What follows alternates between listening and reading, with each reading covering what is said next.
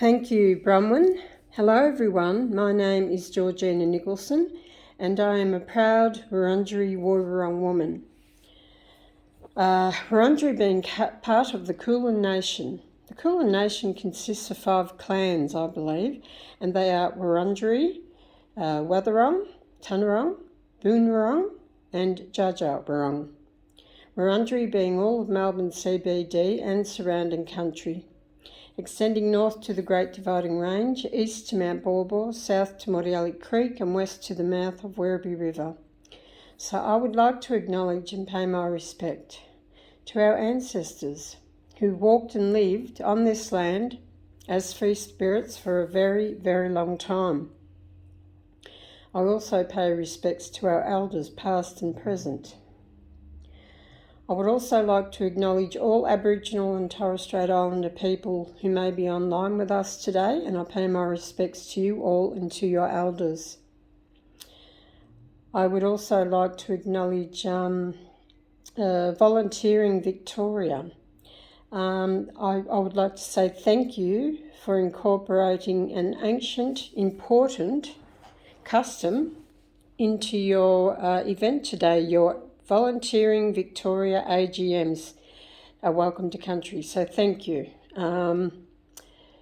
So I would like to acknowledge all of the board of directors and the chair, deputy chair and so forth who will be online today, and any other dignitaries.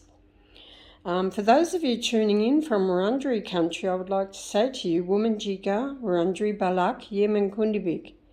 So I would just like to tell you what I've said in our Woiwurrung language, and that is welcome to the land of the Wurundjeri people. For those of you tuning in from locations across Victoria, perhaps Australia-wide, I don't know, with this online stuff, I never know where people are going to be, and maybe beyond, I would like to acknowledge the traditional owners of the lands on which you are listening from, and I would like to pay my respects to you all and to your elders. So as we navigate our way through this COVID-19 pandemic, wow, what a long time this has been, I reflect on the legacy of those who have come before me.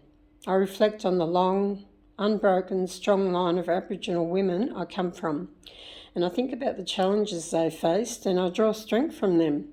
One of those special women being my mother, Martha Margaret Nicholson, née Terrick.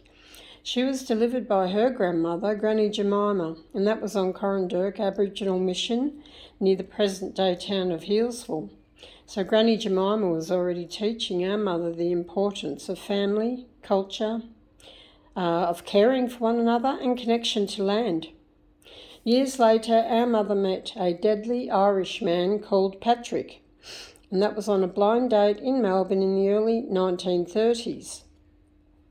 In 1937, Mummy and Daddy were married in a registry office and they had 16 children, 8 boys, 8 girls, all single babies, no twins, so no cheating, LOL.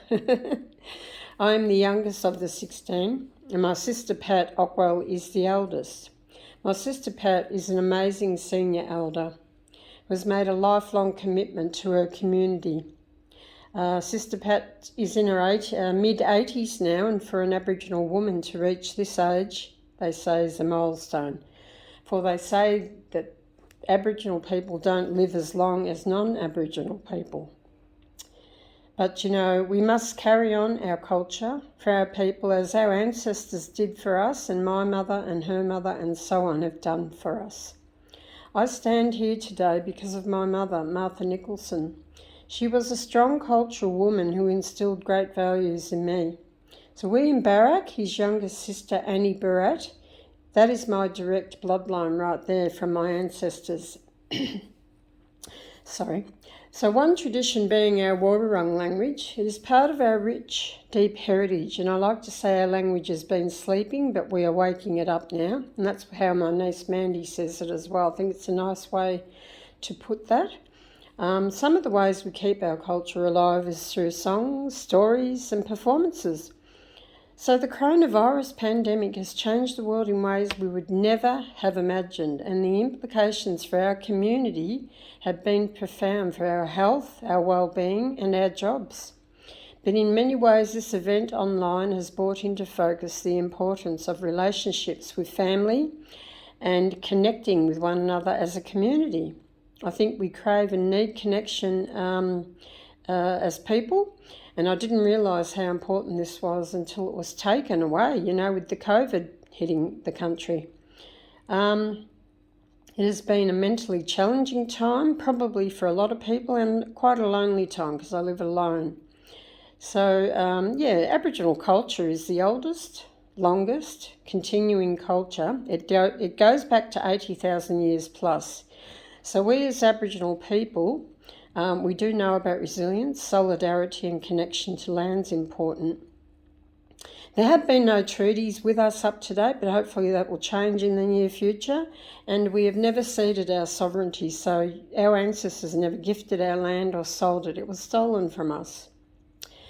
So, Wurundjeri just would like to ask everyone to please respect the land, the waters, the flora and the fauna. And of course, we respect each other. Take care, everyone, and stay safe. And thank you for having me open your event. Thank you.